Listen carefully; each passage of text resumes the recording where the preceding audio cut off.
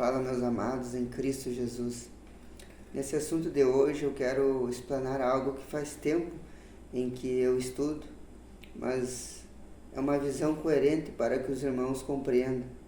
O nome do tema é o Mistérios do Milênio Futuro, revelado no milênio passado. É um título bem intrigante, né? Mas você vai entender, pois é baseado através das tipologias e analogias com fatores dentro da Bíblia. Mas quando o assunto é escatologia, a nossa curiosidade ela nos leva direto ao livro do Apocalipse. Ficamos ansiosos para decifrar o futuro através das guerras, os nomes das batalhas, identificar nações, as armas utilizadas, o número de vítimas e por aí vai. No entanto, é crucial lembrar que a escatologia, com o seu significado enraizado em últimos tempos ou tempos futuros, tem um propósito muito mais profundo, conforme revelado logo no início do livro do Apocalipse, que diz da revelação de Jesus Cristo, a qual Deus deu para mostrar aos seus servos coisas que brevemente devem acontecer e por intermédio de um anjo as transmitiu a João, seu servo. Bom, essa essência da escatologia reside em revelar Jesus e mergulhar em seu amor e entender a sua essência.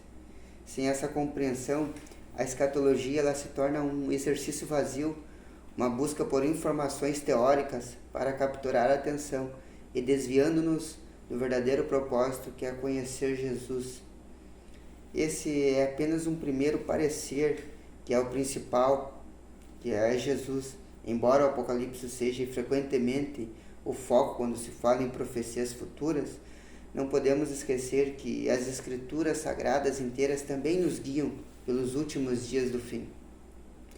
Portanto, adentrando no assunto milênio, algumas pessoas ensinam sobre os 1000 anos serem somente poéticos ou simbólicos, pois o livro das Revelações contém muitas tipologias e quem sabe o milênio seja mais uma, mas nós acreditamos firmemente que os 1000 anos descritos são literais, e sim como os 7 anos. Eu quero enfatizar algo aqui antes de ir além. No princípio da criação, Deus faz 7 ciclos. Pega essa visão dessa sequência da criação para você entender esse ciclo que tem início e tem fim. O primeiro é a era da luz, o segundo é a era do espaço, o terceiro é a era da terra, o quarto é a era dos astros, o quinto é a era dos animais, o sexto é a era do homem e o sétimo é o descanso de Deus, que fecha o ciclo de 7. Vejamos isso agora que falei num panorama de 7 milênios, para você entender ainda melhor. Primeiro, de 0 a 1000, começa o tempo de Adão e seus filhos. Segundo, 1000 a 2000, Noé e sua família e a terra é limpa pelo dilúvio. Terceiro, 2000 a 3000, Abraão nasce e começa a era dos patriarcas. Quarto, 3000 a 4000 anos, Saul nasce e começa a era dos reis. Quinto, 4000 a 5000 anos, nasce Jesus, o Salvador, numa era essencial, onde a história é marcada. E sexto, de 5000 a 6000, é da Idade Média até a atualidade atual. E o sétimo, de 6000 a 7000, onde ocorrerá o milênio que torna o dia do descanso da terra, com a história do homem. De Adão até os dias de hoje, são aproximadamente 6000 anos, e com isso ainda falta 1000 anos para entrarmos no descanso eterno com Deus. Agora vamos fazer uma comparação tipológica para ampliar essa visão. O milênio que será já com fatos que aconteceu. No caso, acontecimentos do passado que já revela o futuro. Vamos fazer uma análise sobre esses acontecimentos. Vamos citar situações da nação de Israel no deserto, que é essencial para essa compreensão. Bom, o milênio é depois de um confronto de Jesus no Armagedon. Israel no deserto é depois de um confronto de Deus que livra Israel do Egito. O milênio é antes de uma guerra, Gog e Magog. Israel no deserto é antes de ir para a terra prometida, que são confrontados com os cananeus. No milênio, os habitantes recebem a glória física de Jesus, mas não é definitivo. Israel no deserto recebe a glória física de Deus, em formato de coluna de fogo, e a nuvem durante o dia. Durante o deserto, Deus impossibilitou as roupas do povo envelhecerem e proveu o maná, e o próprio Jesus era a rocha que provia a água e era o pão que descia do céu. No milênio, Deus dará ao seu povo auxílio em todas as áreas, não faltará mantimentos e haverá tranquilidade de paz, justiça e amor. Durante o deserto, Deus exigiu o cumprimento de toda a lei, incluindo as festas de Deus, e o governo era único em só um homem, como foi com Moisés. Mas Moisés ele usa anciões e demais líderes para administrar todo aquele povo. No milênio, Cristo governa com vara de ferro juntamente com a igreja e liderando e administrando toda a humanidade através de pequenos governos. A obediência ela será plena para com Deus e o reconhecimento de Israel para as demais nações da terra.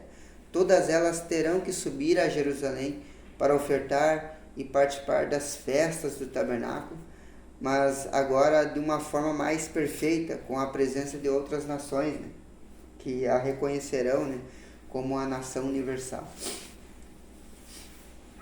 No deserto houve muitas mortes, por isso o povo que entrou no deserto era completamente outro, juntamente com Josué e Caleb. O deserto ele foi uma prova para Israel, para saber se eram dignos de entrarem no descanso de Deus. Os 40 anos foram obrigatórios por causa da desobediência do homem. Deus ele se indigna com Israel nesse tempo que lhes permitiu aprender com ele. O motivo da indignação sempre eles erram em seus corações, pecando no núcleo, sendo desobedientes, murmuradores, e por serem incrédulos não conheceram os caminhos de Deus. Conhecer o caminho é diferente de conhecer a lei, guarde isso com você. E a consequência dessa indignação é que eles não entraram no descanso. E no milênio, todos também terão que exercer a obediência para eleger Cristo em seus corações. Aqueles que perseverarão, gozarão do descanso de Deus, pois é uma promessa que está descrito em Hebreus 4:11, enfatiza bem isso, leia. E assim, os 1000 anos, que representam como 1000 anos sabáticos, serão obrigatórios nesse período, porque a terra precisa descansar do pecado do homem. Vamos dar uma falada sobre os 3 tipos de descanso. Existem como base para entendimento.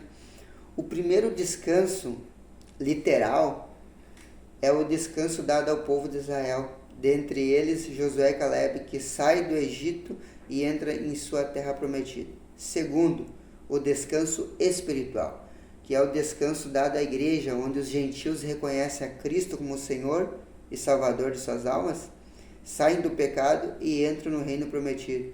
E terceiro, descanso eterno, que é após todas as coisas se cumprirem. No caso, seria o descanso de Gênesis 2, o 7º dia, que ainda não aconteceu, aquele que eu citei logo antes. O autor de Hebreus ele vai trazer este esclarecimento da diferença entre os 3 descansos. Leia com atenção, mas eu vou tocar em um ponto aqui sobre como dará o início dessa civilização no milênio, para vocês entenderem melhor. Para iniciar o milênio vai entrar pessoas para dar o início à geração, e essas pessoas vão escapar de sobreviver desse ambiente de guerras e caos mundial, né?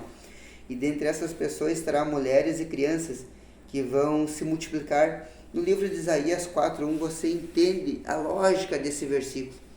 Essa nova geração nascerão durante esse período, conhecerão Cristo, serão tementes, pois a realidade é outra, diferente da nossa. Essa mesma exorta os seus pais. Todas essas pessoas terão que chegar à idade de varão perfeito nesse período. As pessoas pequenas e mortais continuarão crescendo até o seu estado perfeito. Nessa atmosfera tudo será normal, só que num ambiente de saúde e controlado por Cristo. Por essa razão, o ambiente do homem será cuidado e monitorado. Por consequência, haverá saúde em todos os sentidos, mas sem chegar na imortalidade, pois ainda haverá o joio no meio do trigo. Os corações ainda estarão em estado de corrupção, porque vão continuar com sua escolha própria para eleger Cristo em suas vidas. Mesmo Satanás sendo preso, a natureza caída se mostrará com atos de imprudência. Pecador, ele será amaldiçoado. Se há pecado, se há corrupção, falta de compatibilidade com o que é regido, haverá morte física, e suas almas estarão em sofrimento no Hades, até receberem o corpo para o juízo final. Então, quando Satanás é solto, e o seu último propósito é manipular, enganar e colocar conceitos errados nos corações para, última vez, limpar a criação, então ele consegue um tanto de gente de diferentes nações para se rebelar, né, e tentar tomar o poder de Deus.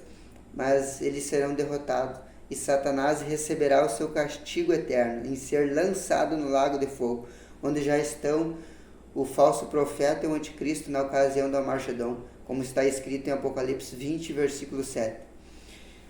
Em 1 Pedro, eu vou citar esse versículo, é bem importante, fala que com dificuldade o justo alcançará o céu. E onde encontrarão o ímpio e o pecador? Então, para finalizar, todo o tipo de pessoa, rico ou pobre, diferente cultura, todas as pessoas de todas as épocas da história da humanidade, seja qual for o grau de pecado, estarão todos diante o juízo do trono branco, onde será em um lugar no espaço sideral preparado por Deus. Logo após o juízo, receberão um corpo corruptível que suportará eternamente em condenação no lago de fogo. E para finalizar, em Gênesis 15:16, Deus afirma que a taça da ira chegou no limite e Deus julgará de forma definitiva os moradores de Canaã, enquanto os vencedores se encontrarão em júbilo no estado eterno com Deus. Com estas comparações em tipologias, podemos entender um pouco dessas informações com relação ao milênio de Cristo. Muito obrigado, meus queridos. Esse vídeo eu quis resumir, bem resumido, mas com uma clareza bem objetiva, porque é um assunto muito abrangente. Eu poderia vir aqui trazer esse assunto e ler versículos da Bíblia, ler contextos, mas o vídeo ia ser muito grande. E nos dias atuais de hoje, o pessoal ele tem uma dificuldade de ver vídeos longos. Prefere, né, os vídeos curtos de cortes. Mas o propósito aqui é trazer a palavra de Deus de forma bem específica. Paz seja convosco.